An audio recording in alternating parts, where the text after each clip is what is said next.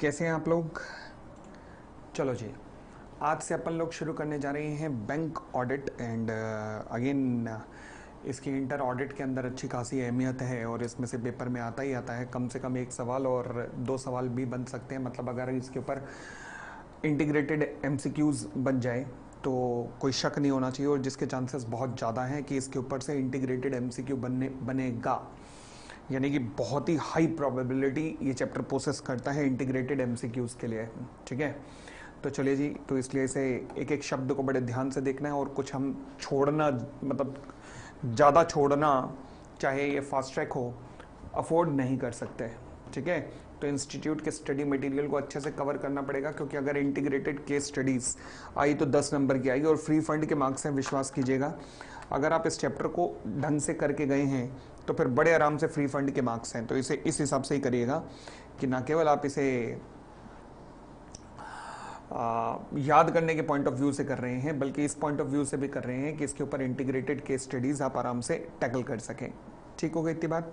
चलिए जी, अपन लोग देखना शुरू करते हैं। आप बैंक ऑडिट, हाँ जी, लगभग इसमें 3 क्लासेस लगेंगी, तो लगातार हम बैक टू बैक क्लासेस लेकर इसे ख़त्म कर देंगे। बैक टू बैक ही लगातार क्लासेस होंगी, 3 क्लासेस के अंदर ये ख़त्म हो जाएगा आराम से। चलिए आज की क्लासेस थोड़ा मेरी कुछ अर्जेंट मीटिंग के कारण थोड़ी सी छोटी होगी, बट अगली 2 क्लासेस के अंदर हम आज की क्लास को कंपनसेट कर लेंगे। Now let us start.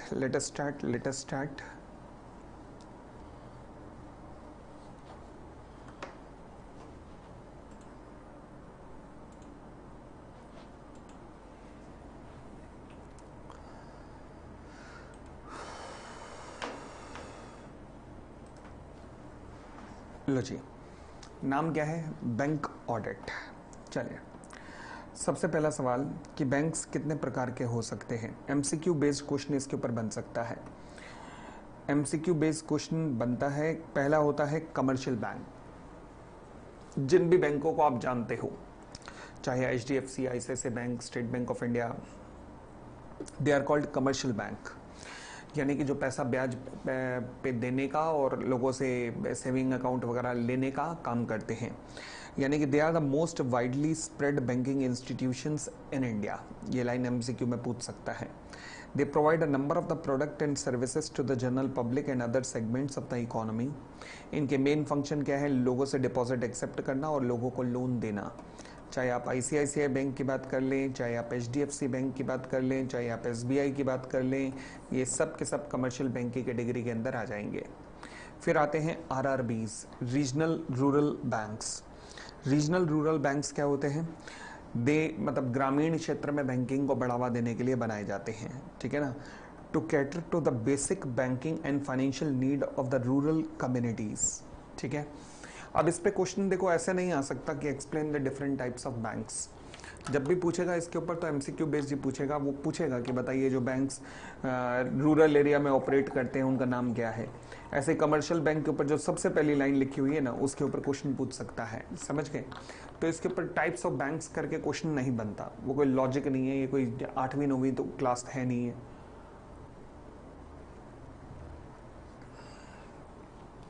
फिर कॉपरेटिव बैंक्स। कॉपरेटिव बैंक्स जो है वो ऑपरेट भी कॉपरेटिव फीचर्स पे करते हैं। जैसे कि कॉपरेटिव सोसाइटीज़ क्या होती हैं?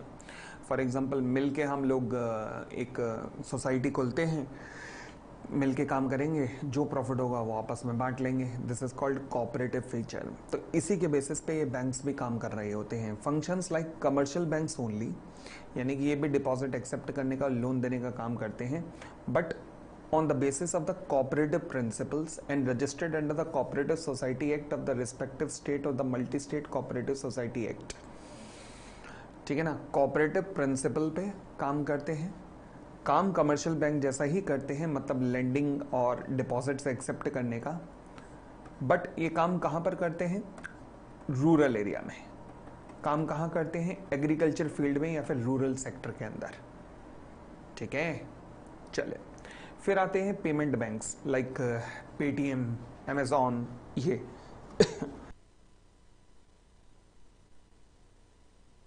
वो बैंक्स हैं जो कि रिसेंटली इंट्रोड्यूस किए गए हैं, किसके द्वारा? By the RBI.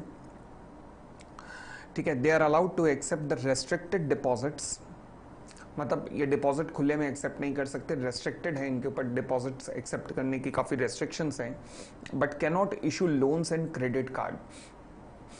ठीक है, however customer can open the current and saving account, आपके पेटीएम अकाउंट में जाता है ना payment, and also avail the facility of the ATM come debit card, internet banking, mobile banking की फैसिलिटीज कस्टमर को देते हैं पेटीएम, अमेजॉन बैंक,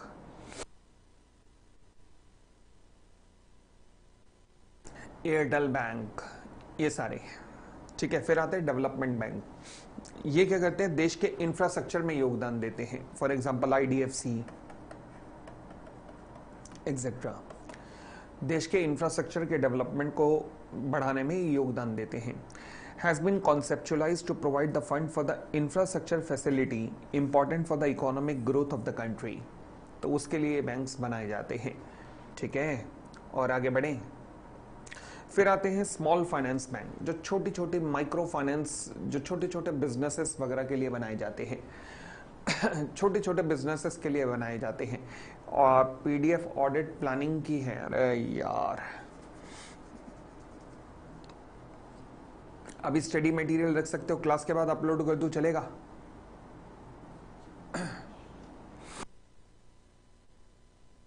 क्लास के बाद अपलोड करवा दूं चलेगा? ये क्लास यहीं रहेगी यूट्यूब पे। चलिए अभी स्टडी मटेरियल ले लीजिए। स्मॉल फाइनेंस बैंक्स क्या होते हैं? They have been set up by the RBI to make available basic financial and banking facility to unorganized sector, जैसे छोटे छोटे घरों में जो मशीनें लगा के लोग काम कर रहे हैं ना, ये उनके लिए फाइनेंस अवेलेबल कराते हैं, जैसे कि AMU, स्मॉल फाइनेंस बैंक वगैरह, ये सब हो गए। तो ये सब ठीक हो गई इतनी बात। तो ये होते हैं डिफरेंट टाइप्स ऑफ बैंक जिसमें एमसीक्यू पे बेस्ड क्वेश्चन बन सकता है। अब आते हैं रिजर्व बैंक ऑफ इंडिया। भाई बैंकिंग सेक्टर में रेगुलेटर कौन है? Reserve bank of India regulatory body है, यस। यही काम करता है as a central bank of our country. एक होता है सेंट्रल बैंक ऑफ इंडिया, सुना होगा, नाम है बैंक का सेंट्रल बैंक ऑफ इंडिया। एक होता है central bank of a country. तो reserve bank is not central bank of India, वो अलग है जो रिजर्व बैंक ऑफ इंडिया के अंडर आता है। But reserve bank is a central bank of country, तो कंफ्यूजन मत होना सेंट्रल बैंक ऑफ इंडिया और रिजर्व बैंक के अंदर। Reserve bank is a central bank of country and central bank of India is a different all together bank which operate under reserve bank. क्योंकि सारे बैंकों का, भारत में जितने भी बैंक हैं उन सबका बाप कौन है? रिजर्व बैंक ऑफ इंडिया है। ठीक है ना? चलिए, आरबीआई किस लिए रिस्पॉन्सिबल है? आरबीआई इज रिस्पॉन्सिबल फॉर, किस लिए? Development and supervision of the constituents of the Indian financial systems. मतलब कॉन्स्टिट्यूएंट्स का मतलब होता है एजेंट्स, मतलब जो मेन प्लेयर्स होते हैं of the Indian financial system, उनका डेवलपमेंट भी, मतलब उनको डेवलप भी यही करेगा और उनका सुपरविजन भी यही करेगा। किसका? कॉन्स्टिट्यूएंट्स का, मतलब एजेंट्स का। किसकी बात हो रही है? कोई नहीं भाई, बैंक्स की बात हो रही है। यानी कि बैंकों का डेवलपमेंट, बैंकिंग लाइसेंस वही देगा, उनका सुपरविजन भी आरबीआई करेगा, यस, बस उसी की बात हो रही है और क्या। फिर इन conjunction with the central government, conjunction मतलब सेंट्रल गवर्नमेंट के साथ मिलकर, monetary and the credit policies देश के डिसाइड करता है। मतलब दो तरीके की पॉलिसी होती है, एक तो होती है फिस्कल पॉलिसी। फिस्कल पॉलिसी कौन देखती है? सेंट्रल गवर्नमेंट देखती है। और एक होती है monetary policy. Monetary policy RBI देखता है। ठीक हो गई इतनी बात। But RBI reports into central government, तो इसलिए लिखा गया है RBI in conjunction with the central government. Main dictator वहां पे आरबीआई रहता है। रेपो रेट क्या होगा, इंटरेस्ट रेट क्या होंगे, ये सब आरबीआई डिसाइड करता है। Regulating the activities of the commercial and other banks. Other banks में कौन आए? Regional, rural banks, cooperative banks, अभी तो बात की। तो ये सब आरबीआई इज रिस्पॉन्सिबल फॉर। तो पूछ सकता है पेपर में, इसके ऊपर सीधा सवाल ही आएगा कि रिजर्व बैंक ऑफ इंडिया की जिम्मेदारियां क्या क्या है। इसी तरीके का थ्योरेटिकल सवाल ही बनता है इस टॉपिक पे। फिर फंक्शंस ऑफ द आरबीआई यार, हाँ जी, कौन कौन से फंक्शंस हैं आरबीआई के? कौन कौन से फंक्शन है? पहला, इशुएंस ऑफ करेंसी, लो जी। दूसरा, regulations of the currency issue, issuance of the currency. दूसरा, regulations of the currency issue.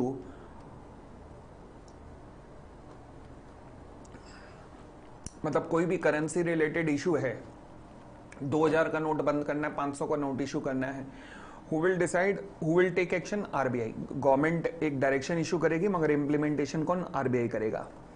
Banker के रूप में to the central bank and state government, दोनों के बैंकर ये होते हैं Reserve bank of India. Acting as a banker to the commercial and other types of bank.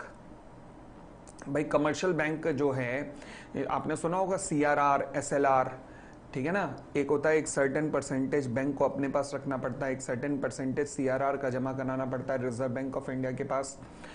तो ये रिजर्व बैंक ऑफ इंडिया के पास जो अमाउंट जमा कराना पड़ता है, हर बैंक को जमा कराना पड़ता है। यस, तो इसका मतलब Reserve bank is a banker to the commercial and other types of a banker including the term lending institutions, term lending institution like LIC।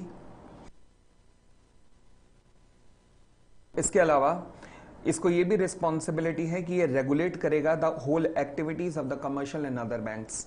तो एक बार दोबारा से इसके फंक्शंस रिकॉल करते हैं। पहला, करेंसी को इशू करना। दूसरा, करेंसी मैटर को रेगुलेट करना। तीसरा, बैंकर के रूप में काम करता है सेंटर और स्टेट गवर्नमेंट के। फोर्थ, बैंकर के रूप में काम करता है कमर्शियल या अदर बैंक्स के। And interest with the responsibility of regulating the activities of the commercial and other banks as well. ठीक है जी, चलिए फिर कहता है जी, no bank can commence the business of the banking or open a new branches without obtaining the licence from the RBI. The RBI has the power to inspect any bank.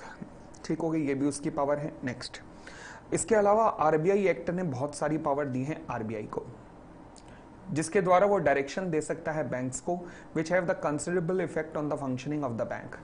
तो RBI act ने reserve bank of India को बहुत सारी direction दी हैं जिनका banks की functioning पे बहुत प्रभाव पड़ता है। अब ये कौन कौन सी आरबीआई ने डिफरेंट पावर्स दी हैं आरबीआई एक्ट ने आरबीआई को?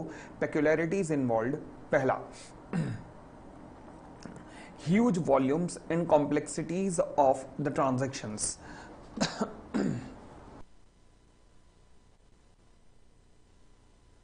हाँ जी, अब सवाल उठा कि रिजर्व बैंक ऑफ इंडिया की अगर मैं बात करूं तो रिजर्व बैंक ऑफ इंडिया, दोबारा पढ़िएगा, the RBI act has given the wide power to the RBI.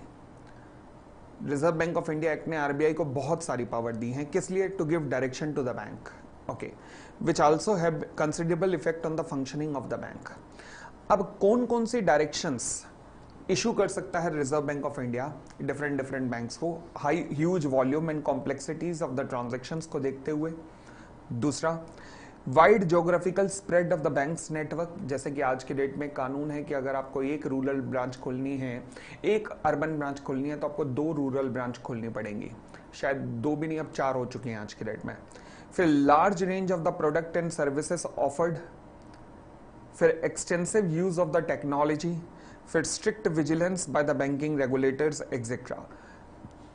ये हमारे पूरे के पूरे बैंकिंग सेक्टर के फीचर हैं, मतलब एक तरीके से features of the banking sector हैं। ये feature of our banking sectors हैं।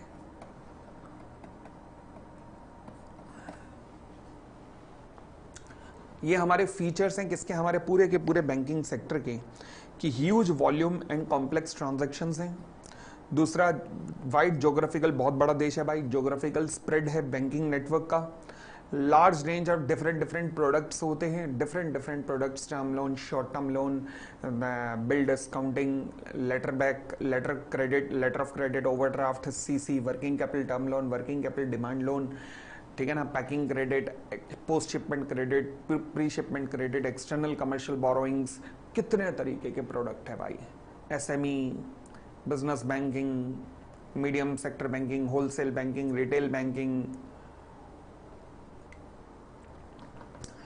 चलिए जी, तो ये हमारे फीचर्स हैं किसके? बैंकिंग सेक्टर के। Next, the banking operations conducted only at the branches. क्या ऐसा हो सकता है कि जब आपको डिपॉजिट देना है बैंक को तो आप ब्रांच मैनेजर के घर पे चले जाएं?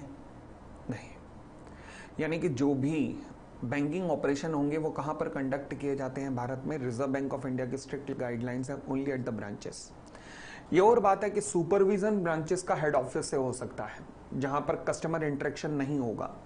जैसे मैं 10 साल तक, जब 12 साल तक जब मैं बैंकिंग में रहा, तो मैं ब्रांच में कभी नहीं बैठा, जिंदगी में नहीं बैठा।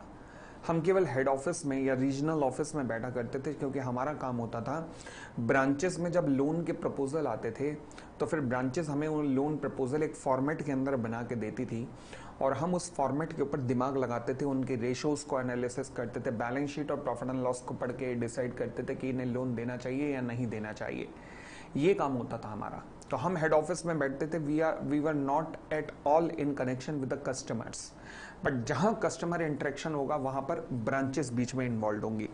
तो यानी कि बैंकिंग ऑपरेशंस जो हैं are conducted only at the branches, वो कहीं और कंडक्ट नहीं हो सकते। आगे, while the other offices act as a controlling authority, other offices for example regional office, for example zonal office, for example head office, ये और एडमिनिस्ट्रेटिव ऑफिसेस, और इनका काम क्या होता है, रीजनल ऑफिस जोनल ऑफिस का, ये पॉलिसीज लेट डाउन करते हैं, ये सिस्टम्स लेट डाउन करते हैं कि कैसे काम होगा, एंड इंटरनल कंट्रोल के प्रोसीजर भी लेट डाउन करते हैं। मतलब सारा कंट्रोल यहाँ से डिफाइन होता है, ठीक है ना, for conduct of business in compliance with the statutory oblique regulatory requirement. मतलब पॉलिसीज डिसाइड होती हैं कहाँ पर, regional office zonal office level पर, उनका इम्प्लीमेंटेशन कौन करता है, बैंकिंग कहाँ पर होती है, ब्रांचेस के अंदर ही। समझ आ गई बात। और आगे बढ़ते हैं, फिर आता है types of the audit report to be issued. Paper के लिए इंपॉर्टेंट है काफी, different types of audit report. हाँ जी, देखो जी, स्टैट्यूटरी ऑडिटर आपको कौन कौन सी रिपोर्ट्स इशू करनी पड़ेगी। एक तो होगी आपकी main audit report. Main audit report तो जो जैसे शेयर होल्डर्स को सेक्शन 143 की रिपोर्ट जाती है वो तो जाएगी। उसके अलावा बैंकिंग सेक्टर के अंदर और कौन कौन सी रिपोर्ट्स हो सकती हैं देखिएगा। पहले तो कहता है report on the adequacy and the operating effectiveness of the internal control over the financial reporting in case of a banks जो कि रजिस्टर्ड है as a company under the companies act. मतलब हर वो बैंक जो कि कंपनी के रूप में कंपनीज एक्ट के अंदर रजिस्टर्ड है, उसकी 143 के अंदर रिपोर्ट जाएगी। ठीक है ना, क्लियर हो गई इतनी बात। चले, in terms of section 143 subsection 3 of the companies act 2013, बस जितना काफी है। तो रिपोर्ट ऑन द एडिक्वेसी, क्या internal financial control over the financial reporting of the banks जो कि कंपनीज एक्ट में रजिस्टर्ड है, तो फिर उनका 143 सबसेक्शन 3 में जैसे रिपोर्ट जाती है तो वो तो जाएगी। उसके बाद एक रिपोर्ट होती है LFAR, long form audit report, इसकी चर्चा अभी हम करेंगे। फिर SLR की रिक्वायरमेंट पूरी है कि नहीं, उसकी रिपोर्टिंग। फिर report on whether the treasury operation for example banks में ना फॉरेक्स डिपार्टमेंट होता है जिसका काम अपने क्लाइंट्स के लिए डॉलर खरीदना, डॉलर बेचना, उनको मैनेज करना, उनके डॉलर के रिस्क को, अगर करेंसी में लगातार फ्लक्चुएशन हो रहा है, रुपए डॉलर के मुकाबले गिरता जा रहा है और आपका क्लाइंट किस में है, आपका क्लाइंट करता है, क्या करता है जी, इंपोर्ट करता है। अगर आपका क्लाइंट इंपोर्ट करता है और रुपया डॉलर के मुकाबले गिरता जा रहा है तो भाई साहब आपके लिए, आपके क्लाइंट के लिए बहुत खतरा है कि अगर मान लीजिए आज कॉन्ट्रैक्ट हुआ, 6 महीने बाद पेमेंट होनी है और 6 महीने बाद डॉलर और बढ़ गया, रुपया और गिर गया, तो आज जो पेमेंट होनी है $10,000, शायद वो कल को बढ़ के $12,000 हो जाएगी। तो फिर तो ऐसे समय में डॉलर बढ़ ना जाए इसलिए बैंक अपने कस्टमर को हेज करवा लेते हैं, हेजिंग करवा लेते हैं, हेजिंग, ठीक है ना। तो इसलिए वहां पर ट्रेजरी ऑपरेशन का बड़ा काम होता है। तो report on whether the treasury operation of the banks have been conducted as per the instructions issued by the RBI from time to time. Next, अभी डिफरेंट नॉर्म्स अभी हम देखेंगे इसी चैप्टर में, जहां पर इनकम रिकॉग्निशन से रिलेटेड नॉर्म्स आएंगे, एसेट्स क्लासिफिकेशन से रिलेटेड नॉर्म्स आएंगे, फिर प्रोविजनिंग से रिलेटेड नॉर्म्स आएंगे। तो फिर इन सब के ऊपर RBI की गाइडलाइंस बनी हुई हैं, तो क्या इन सभी गाइडलाइंस का पालन हो रहा है या नहीं हो रहा। नेक्स्ट, क्या कोई सीरियस इरेगुलरिटी आपने नोटिस की in the working of the bank. For example 90 days expire होने के बाद भी बैंक का सिस्टम उन्हें NPA क्लासिफाई नहीं कर रहा, 90 डेज का ओवरड्यू होने के बावजूद भी, ये तो बहुत सीरियस है। तो फिर report on status of compliance by the bank with regard to the fraud के लिए एक ऐसे है जिसका नाम है ऐसे 240, उसमें बहुत सारी रिक्वायरमेंट है, तो क्या वो सारी कंप्लायंस हुई है कि नहीं हुई। Next, reporting on the instances of the adverse credit deposit ratio in the rural area. Adverse credit deposits ratio in the rural area, मतलब रूरल एरिया के अंदर से फॉर एग्जांपल लोन ज़्यादा बढ़ रहा है, क्रेडिट कम आ रहा है। नॉर्मली क्या होना चाहिए, क्रेडिट अगर 100 है, सॉरी डिपॉजिट अगर 100 है तो क्रेडिट आपको कितना देना चाहिए, लगभग 50-60 देना चाहिए, क्योंकि आपको SLR भी मेंटेन करना है, आपको CRR भी मेंटेन करना है। परंतु अगर ऐसा हो गया कि आपकी एडवर्स क्रेडिट डिपॉजिट रेशो है, मतलब डिपॉजिट कम है क्रेडिट ज़्यादा है, तो रूरल बैंक में, रूरल एरिया में आपने एक्सपोजर बहुत ज़्यादा ले रखा है, तो फट के बुरे हाल हो सकता है बैंक का, ठीक है ना। तो ये सारी रिपोर्टिंग RBI के अनुसार करनी ही करनी पड़ेगी स्टैट्यूटरी ऑडिटर को, in addition to the normal audit report. चलिए फिर कहते हैं understanding of the accounting system in the banks. जब भी ये क्वेश्चन पूछेगा प्लेन वनीला क्वेश्चन पूछेगा, एकदम प्लेन वनीला थ्योरेटिकल क्वेश्चन पूछेगा। ये ना नई चीज डाली गई थी स्टडी मटेरियल में, अभी नहीं 2 साल पहले, तो इसलिए अभी तक इस पे क्वेश्चन बना नहीं है। तो इससे पहले कि अगली बार डिलीट ही हो जाए, मुझे लगता है एक बार तो दे ही देंगे मजे लेने के लिए। Understanding of the accounting system in the bank, ऐसी तैसी कराए कॉन्सेप्ट पहले मुझे बताना। हाँ जी, क्या मैं कह सकता हूँ बहुत ह्यूज नंबर ऑफ ट्रांजेक्शन होती होंगी बैंक में? यस, बहुत वॉल्यूमिनस ट्रांजैक्शन होती होंगी। यस, क्या ये पॉसिबल है कि उन सबको आप फिजिकल मोड में कर लो? मतलब अगर मैं कहता हूँ किसी ICICI बैंक की बात करूँ, टोटल ICICI बैंक की ब्रांचेस है 2500 से ऊपर, उनमें लगभग 2.5 लाख से ऊपर अकाउंट्स होंगे जिनकी FDयाँ हुई होंगी, 2.5 लाख से ऊपर FDयाँ होंगी। उन 2.5 लाख FDयों पे पूरे साल का रेट ऑफ इंटरेस्ट क्या आप फिजिकल कंप्यूट कर सकते हो? नहीं। तो क्या मैं कह सकता हूँ इतने वॉल्यूमिनस ट्रांजैक्शन के लिए बैंक में ऑटोमेटिक सिस्टम इन प्लेस होते हैं, ठीक है ना। तो ये क्या है, इन चीज़ों के accounting system in the bank, बस ये चीज़ें ध्यान रखनी जरूरी हैं, कीवर्ड्स हाईलाइट कर देना क्योंकि थ्योरेटिकल कॉन्सेप्ट है। कहता बहुत सारे कस्टमर होते हैं having access to the internet and mobile connectivity, mobile banking होती है ना आजकल। तो फिर the monetary transaction from inception to finish have become expeditious through e banking. कितनी जल्दी जल्दी आज की डेट में पेमेंट्स ट्रांसफर हो जाती है, ठीक है। तो कितनी जल्दी पेमेंट इनिशिएट करते ही पेमेंट खत्म, आगे। The transaction in the bank have become voluminous, बहुत ह्यूज नंबर ऑफ ट्रांजैक्शन होती है, and it need to be ensured that in the system of recording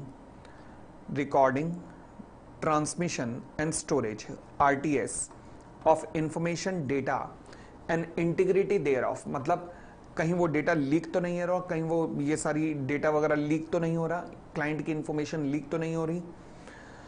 storage of data, integrity thereof is optimally maintained, मतलब client का data कहीं leak नहीं हो रहा, आपने ढंग से उसे मेंटेन किया है।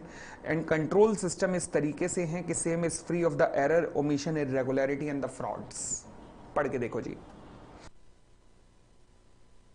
क्या कहता है, बैंक्स में जो ट्रांजैक्शन का साइज है वो बहुत वॉल्यूमिनस है, and it need to be ensured कि जब सिस्टम के अंदर कोई एंट्री को रिकॉर्ड किया जाएगा, ट्रांसमिशन उसका होगा एंट्री का एक सिस्टम से दूसरी, हेड ऑफिस से ब्रांच या फिर एक ब्रांच से दूसरी ब्रांच, या फिर जब स्टोरेज ऑफ इंफॉर्मेशन होगा या डेटा होगा, और इंटीग्रिटी देयर ऑफ ये मेंटेन्ड रखी गई है, मतलब डेटा सुरक्षित है, असुरक्षित हाथों में नहीं है। एंड कंट्रोल सिस्टम जो इस डेटा के लिए है, that the same is free of the error, जो कंट्रोल सिस्टम इन प्लेस है उसके अंदर कोई एरर नहीं है, यानी कि ऐसा कोई डेटा लीकेज नहीं हो रहा, प्रॉपर बैकअप किया जा रहा है, प्रॉपर सॉफ्टवेयर, प्रॉपर आपके पास एंटीवायरस लगे हुए हैं कि किसी भी प्रकार का ओमिशन, इरेगुलरिटी, एरर वगैरह नहीं हो पा रहा वहां पर, ठीक है। तो इस तरीके का सिस्टम प्लीज, ये सिस्टम इन प्लेस आपको लगाना पड़ेगा। Next, considering the challenges of the technology, लगातार टेक्नोलॉजी चेंज होती रहती है।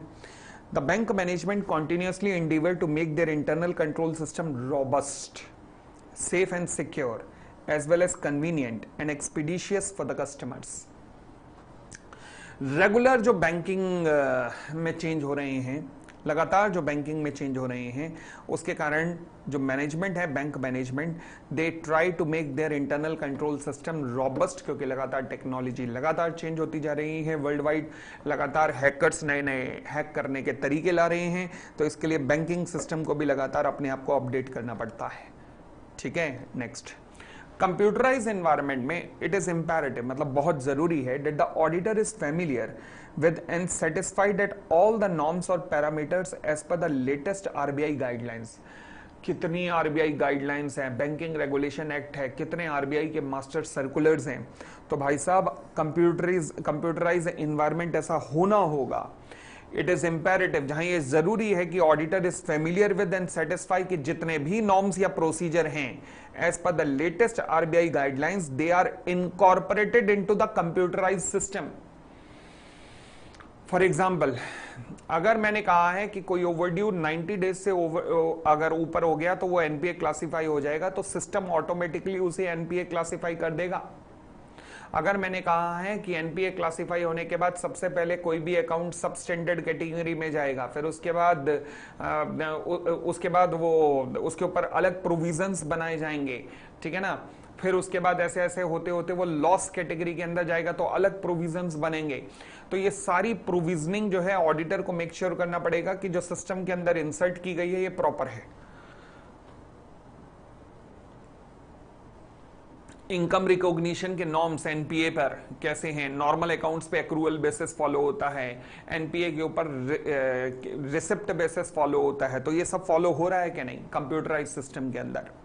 फिर auditor should not go by the assumption that system generated information correct है।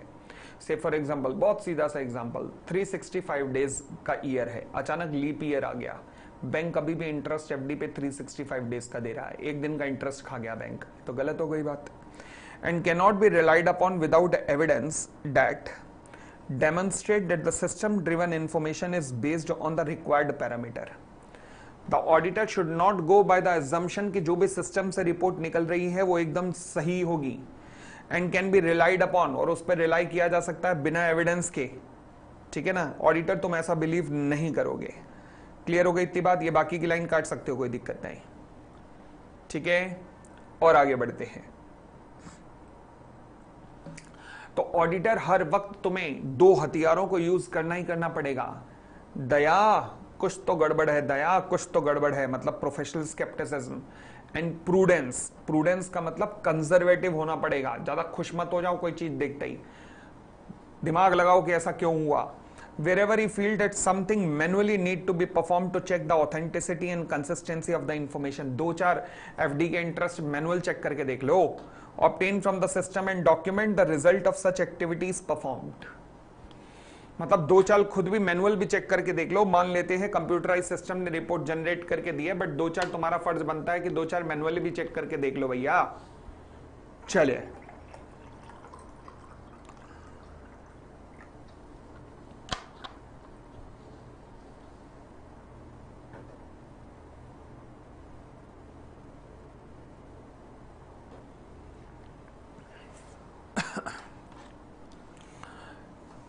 फिर आता है जी बैंक ऑडिट की अप्रोच क्या होगी।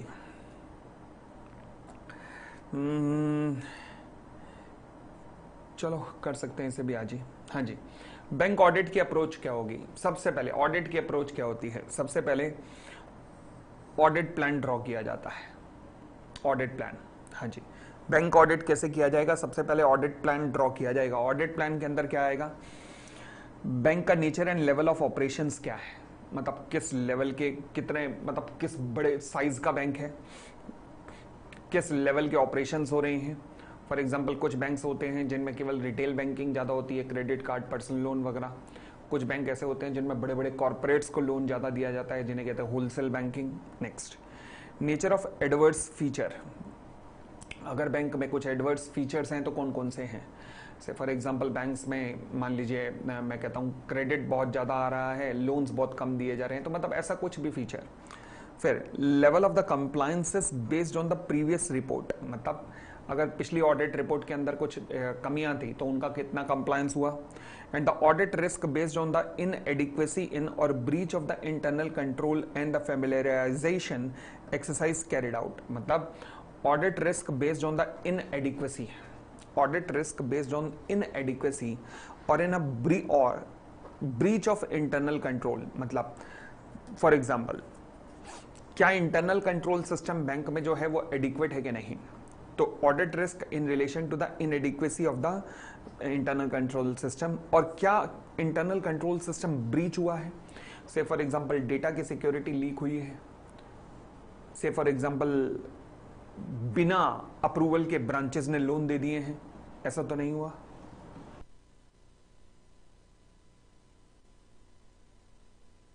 Audit risk based on inadequacy of या फिर ब्रीच ऑफ इंटरनल कंट्रोल। ठीक है जी, चलिए बाकी वाली लाइन काट देना, कोई जरूरत नहीं है। Next, control environment at the bank. अभी तो हमने ऑडिट प्लान किया था, ऑडिट प्लान के अंदर हमने क्या देखा? Size and level of operation, adverse features कौन कौन से हैं, कंप्लायंसेस पिछली ऑडिट रिपोर्ट के बेसिस पे कौन कौन से हैं, ऑडिट रिस्क जो कि inadequacy of the internal control या फिर ब्रीच ऑफ इंटरनल कंट्रोल पे बेस्ड हैं, वो ऑडिट रिस्क कौन कौन से हैं। फिर control environment at the banks, control environment at the banks, हाँ जी। अब ये क्या कहता है? कहता है bank should have appropriate control to mitigate its risk, including banks should have appropriate control, मतलब appropriate internal control system in place रहना चाहिए ताकि जो रिस्क अराइज हो सकते हैं उसकी एब्सेंस में उनको मैनेज किया जा सके, including effective segregation of the duties. देखो जी, बड़ी सीधी सी बात है, आपके जो बैंक में कैश काउंट कर रहा है बंदा, आप हमेशा उसे कैश काउंटिंग पे मत बिठाओ, कभी उसको फ्रंट ऑफिस पे बिठाओ, कभी बैक ऑफिस पे, कभी बैक ऑफिस को फ्रंट ऑफिस पे ले जाओ, इस तरीके से ड्यूटीज का हमेशा शिफ्टिंग करते रहो। फिर accurate measurement and reporting of the positions, मतलब हर बंदा अपने बॉस को रिपोर्ट करेगा। एप्रोप्रिएट मेजरमेंट मतलब जो कैश वो काउंट हो रहा है उसको क्या सेकंड कैशियर भी काउंट कर रहा है कि नहीं कर रहा। एप्रोप्रिएट मेजरमेंट होना चाहिए, खासकर जो बैंकों में कैश जमा हो रहा है या फिर जो बैंकों में सिक्योरिटी गोल्ड वगैरह जमा हो रहा है। Verification and approval of the transactions, for example कोई भी लोन ट्रांजैक्शंस हो रही हैं तो उनका प्रॉपर अप्रूवल लिया जा रहा है। ठीक है, next reconciliation of positions and results. देखो जी, कई बार ऐसा होता है कि से फॉर एग्जांपल मान लीजिए डिफरेंट ब्रांचेस के बीच में ट्रांजैक्शंस हो रही हैं, एक ब्रांच ने दूसरी ब्रांच को लोन दिया या अमाउंट ट्रांसफर किया, इंटर ब्रांच ट्रांसफर हुए, बट एक ने रिकॉर्ड नहीं किया, दूसरे ने रिकॉर्ड कर लिया, तो एक ब्रांच दूसरे को डेटर दिखा रही है, दूसरी ब्रांच नहीं दिखा रही, तो इन पोजीशन को रिकंसाइल करना जरूरी है। Next, setting up of a limit. Limit मतलब कि आप डीपी की लिमिट, ड्राइंग पावर क्या होगी, जो कस्टमर को आप लोन दोगे कितने होगा। फॉर एग्जांपल लोन्स की लिमिट क्या होगी, loans for real estate sector कितना देंगे हम। ठीक है, इस तरीके से आपको कितने याद करने हैं, एनी 3 और 4, बस कोई भी 3 या 4 अपनी मर्जी के सिलेक्ट कर लो। फिर reporting and approval of the exceptions. Exceptions मतलब भाई साहब मैक्सिमम लोन या मैक्सिमम ओवरड्राफ्ट जो बैंक दे सकता, ब्रांच दे सकती थी वो थी 5 लाख। अब अचानक से इन्होंने सैंक्शनड किया है 8 लाख, तो अप्रूवल दिखाओ, किसी हायर अथॉरिटी की अप्रूवल चाहिए होगी वो दिखाओ। ठीक है, physical security and contingency planning. Security in the sense जो आपके पास गोल्ड वगैरह रखा गया है जरा वो दिखाओ। पता लगा ब्रांच मैनेजर की वाइफ पहन के घूम रही है, मेरे हाथों में 9 चूड़ियां हैं, जरा से ठहरो सदन मजबूरियां हैं। कमाल हो गई बात, ऐसे थोड़ा ना होता है।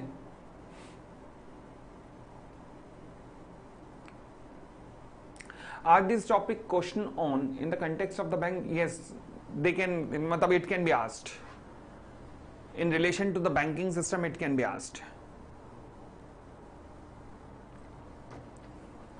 कोई 3 या 4 पॉइंट बस, ठीक है।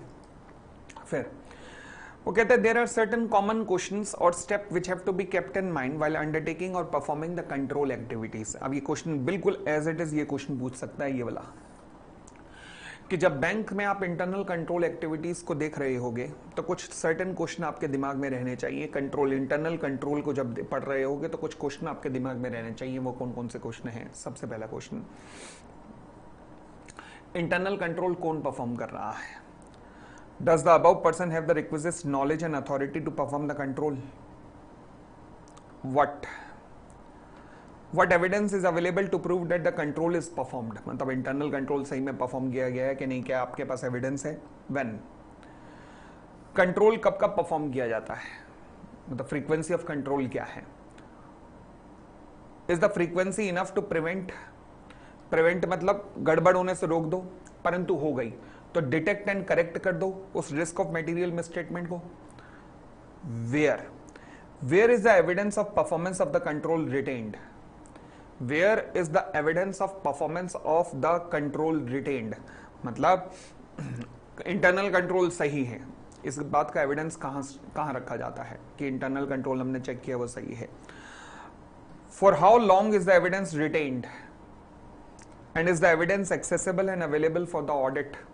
अगर मैनेजमेंट ने इंटरनल कंट्रोल फंक्शन परफॉर्म किए हैं तो जरा हमें एविडेंस दिखा दो, आपने कब कब, भाई आप कहते हो कि हमने कैश वेरिफिकेशन किया, हमें डेट दिखा दो कब कब कैश वेरीफाई किया। आपने कहा जी हमने गोल्ड जो बैंकों में ब्रांचेस में रखा गया जिसके अगेंस्ट हमने लोन दिया है, हमने उस गोल्ड का प्रॉपरली वैल्यूएशन कराया है, एक बार हमें रिपोर्ट दिखा दो कि कहाँ है वैल्यूएशन, बस। वाई, क्यों इंटरनल कंट्रोल परफॉर्म कर रहे हो? कीड़ा है, सांप है, अजगर है, मगरमच्छ है, क्या है आपके अंदर? What types of error are prevented or detected through the performance of the control system? Next, how? Control कैसे परफॉर्म किया जाता है, क्या क्या कंट्रोल एक्टिविटीज इन्वॉल्व होती हैं, can this activity be bypassed, क्या मतलब छोड़ा जा सकता है छोड़ना, और can the bypass if any be detected, अगर कोई छूट गई तो क्या उसे डिटेक्ट किया जा सकता है कि ये वाली एक्टिविटी छूटी है। तो ये सब कुछ इंटरनल कंट्रोल को चेक करते हुए ध्यान रखना पड़ता है।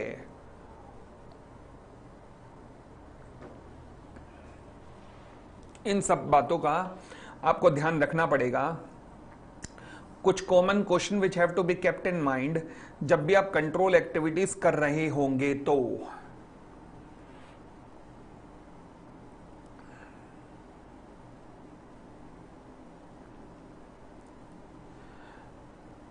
शक्ति टेस्ट का सॉल्यूशन नहीं आया, शक्ति टेस्ट ने शायद आज रात को चेक होके मिल जाएगा या कल तक हो जाएगा, और महामाया टेस्ट का सॉल्यूशन मैं दे देता हूं।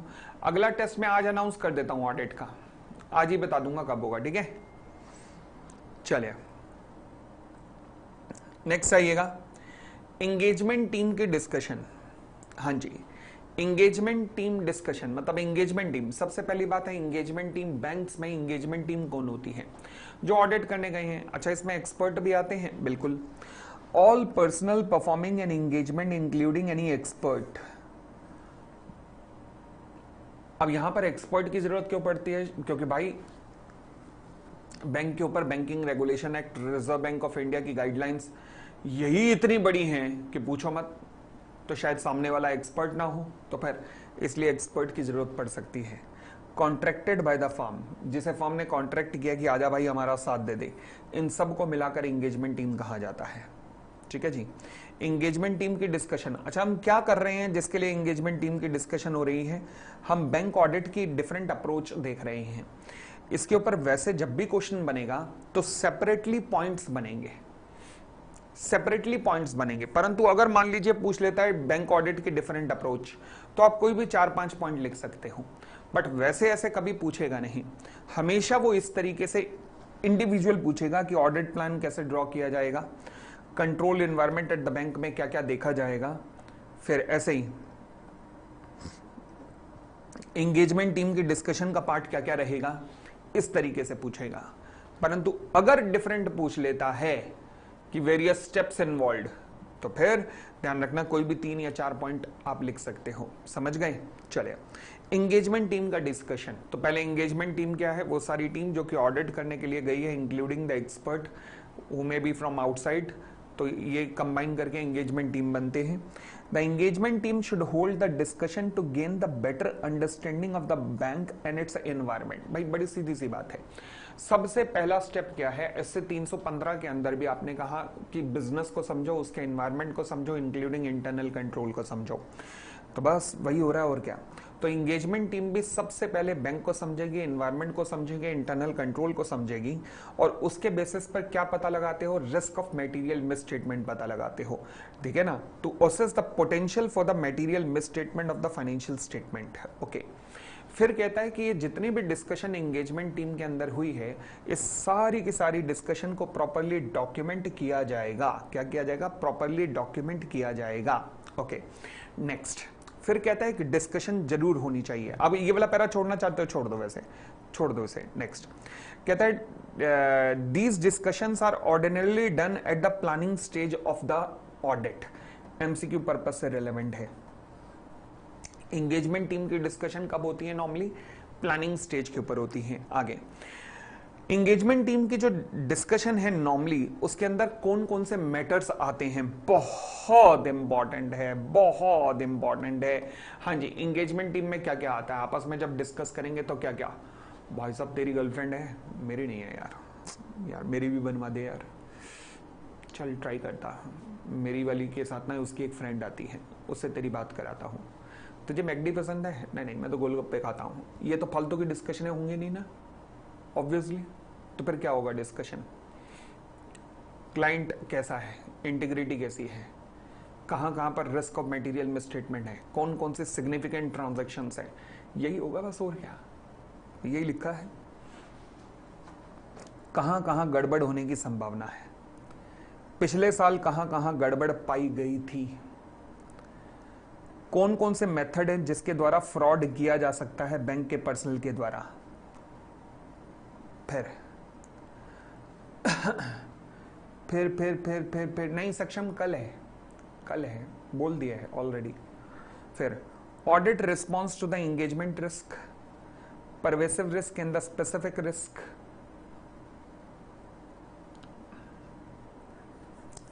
एंगेजमेंट रिस्क, परवेसिव रिस्क मतलब जो चारों तरफ फैला हुआ है, एंड स्पेसिफिक रिस्क मतलब किसी पार्टिकुलर ट्रांजैक्शन में। Engagement risk for example client की इंटीग्रिटी के ऊपर ही रिस्क है। परवेसिव मतलब होल फाइनेंशियल स्टेटमेंट में दिक्कत है।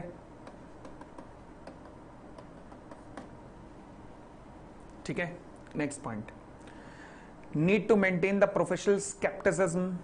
Next, need to alert for the information or other conditions that indicate that a material misstatement may have occurred. तो आपको अलर्ट रहना पड़ेगा। हाँ जी, कोई भी 3 और 4 ध्यान रख लेना, एनी 3 और 4 बस। फिर उसके बाद ये जो एंगेजमेंट टीम की आपस में डिस्कशन हुई है, इसके क्या क्या बेनिफिट होते हैं? जब भी एंगेजमेंट टीम की डिस्कशन पूछेगा ना तो ये साथ में लिख देना जरूर। क्या क्या बेनिफिट होते हैं एंगेजमेंट टीम की डिस्कशन के? पढ़ेगा। Specific emphasise should be provided to the susceptibility मतलब चांसेस या फिर शक होना किसी चीज का, of the bank's financial statement to the material misstatement due to fraud. मतलब जब आप एंगेजमेंट टीम के बीच में डिस्कशन करते हो, आपस में जब डिस्कशन करते हैं तो उससे होता क्या है, स्पेशली जोर दिया जाता है कि चांसेस क्या है कि बैंक की फाइनेंशियल स्टेटमेंट जो है वो मेटीरियली मिसस्टेटेड हो सकती है ड्यू टू फ्रॉड। जब आपस में डिस्कस करेंगे ना, एक दूसरे के विचार सामने रखेंगे तो पता लग जाएगा उसमें कि हाँ यार ये क्लाइंट चोर है, मैं बता रहा हूँ, मैंने इसको देखा हुआ है, मैं 3-4 बार इसे थाईलैंड में पकड़ा है स्मगलिंग करते हुए। समझ गए ना? चलिए, which enable the engagement team to consider an appropriate response to the fraud risk, including those relating to, चाहे वो engagement से related हो, pervasive हो या फिर specific risk हो। ठीक हो गई इतनी बात? बढ़ सकते हैं आगे। Next point, it further enable the engagement team partner to delegate the work to the experienced engagement team members। मतलब अगर मान लो एंगेजमेंट टीम की डिस्कशन में पता लग रहा है कि क्लाइंट थोड़ा शैंकी पैंकी है, फ्रॉडुलेंट क्लाइंट है, तो फिर इमीडिएटली मैनेजमेंट क्या करेगा, फर्म का, ऑडिट फर्म का मैनेजमेंट क्या करेगा, एक्सपीरियंस एंगेजमेंट टीम को बुलाएगा, भैया यहां आ जाओ, यहां खतरा है, and to determine the procedure to be followed when the fraud is identified. Next, further audit engagement partner may review the need to involve the specialist, for example expert. कैसे? For example forensic expert. जब जब fraud की संभावना होती है ना तो forensic auditors को बुलाया जाता है। ये लोग पास्ट की ईमेल्स वगैरह सब निकाल के पता लगा लेते हैं कि कहां गड़बड़ है। ये एक्सपर्ट होते हैं फॉरेंसिक में।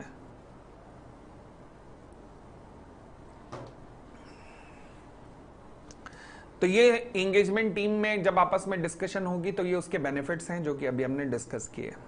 ठीक है, आगे फिर आता है इनकम रिकॉग्निशन पॉलिसी। बस एक बात का ध्यान रखना, ये वाली line, income from a NPA, accrual basis पे नहीं, but it is booked as income only when it is actually received. इसको हम बहुत डिटेल में लेटर ऑन करेंगे, बट एमसीक्यू पर्पस से बहुत ज्यादा रेलेवेंट है। अगला para, form and content of the financial statement, again MCQ purpose से बहुत ज्यादा रेलेवेंट है। जो बैंक की balance sheet and profit and loss बनाई जाएगी, कैसे बनाई जाएगी? Third schedule to the act. Act का मतलब क्या है? बैंकिंग रेगुलेशन एक्ट, उसके अनुसार बनाई जाएगी, थर्ड शेड्यूल के अनुसार। फिर form A of the third schedule to the banking regulation act 1949 contains the form of the balance sheet. ध्यान रखना, एमसीक्यू पर्पस से बहुत रेलेवेंट है। बैलेंस शीट का फॉर्मेट फॉर्म ए में है और फॉर्म बी के अंदर किसका फॉर्मेट है? प्रॉफिट एंड लॉस का। बैलेंस शीट का फॉर्मेट फॉर्म ए और प्रॉफिट एंड लॉस का फॉर्मेट फॉर्म बी के अंदर है।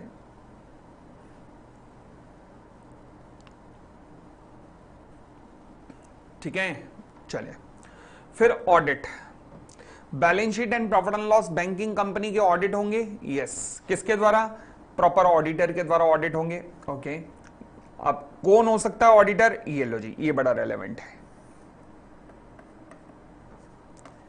देखो जी, एक है बैंकिंग कंपनीज, जैसे कि आईसीआईसीआई बैंक, एचडीएफसी बैंक, मतलब बैंक भी हैं प्लस कंपनी भी है। इन्हें हम कहते हैं बैंकिंग कंपनी, जो कि कंपनी एक्ट में एस्टेब्लिश हुई हैं। तो वहां पे ऑडिटर का अपॉइंटमेंट कौन करता है? एजीएम के अंदर मेंबर्स करते हैं। बस वही कॉन्सेप्ट यहां पे भी लग रहा है। अब आया nationalise bank like SBI, like Canara bank, तो वहां पर बैंक ऑडिटर का अपॉइंटमेंट कौन करता है? बोर्ड ऑफ डायरेक्टर्स करते हैं। बट दोनों ही केसेस में रिजर्व बैंक ऑफ इंडिया का अप्रूवल जरूर रिक्वायर्ड है, दोनों ही केसेस में। फिर रीजनल रूरल बैंक में बैंक्स का अपॉइंटमेंट, ऑडिटर का अपॉइंटमेंट कौन करता है? Approval of the central government के द्वारा किया जाता है। वहां पर सेंट्रल गवर्नमेंट की अप्रूवल लगती है। ठीक हो गई इतनी बात? चले जी, next point, remuneration of the auditors की बात करते हैं।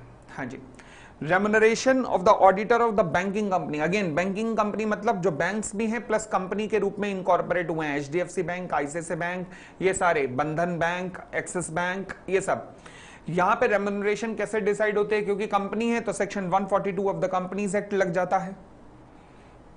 142 ऑफ द कंपनीज एक्ट क्या कहता है? By the company in the general meeting या फिर such manner as the general meeting में डिसाइड। नेशनलाइज बैंक के ऑडिटर की रेम्युनरेशन या फिर स्टेट बैंक ऑफ इंडिया के ऑडिटर की रेम्युनरेशन कैसे डिसाइड होती है? By the Reserve bank of India in consultation with the central government. ठीक हो गई थी बात? चलिए आगे बढ़ते हैं। आज हम एक काम कर रहे हैं, आज हम कर रहे हैं बस यहीं तक। अब यहां से आगे अब हम कल की क्लास में करेंगे। कल अच्छा खासा अब हम कवर कर लेंगे लगभग इसे। चलिए, तो बहुत बहुत धन्यवाद, थैंक यू, बाय बाय। इस चैप्टर को यहां तक पहले अच्छे से करके रखना। Thank you, bye bye.